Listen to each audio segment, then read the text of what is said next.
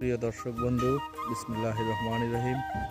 দেখুন, এবছর আসলে কাগজি লেবু ওর ফলন আগের তুলনায় কম হয়েছে, তবে যা হয়েছে আলহামদুলিল্লাহ ভালোই ফলন হয়েছে দেখা যাচ্ছে।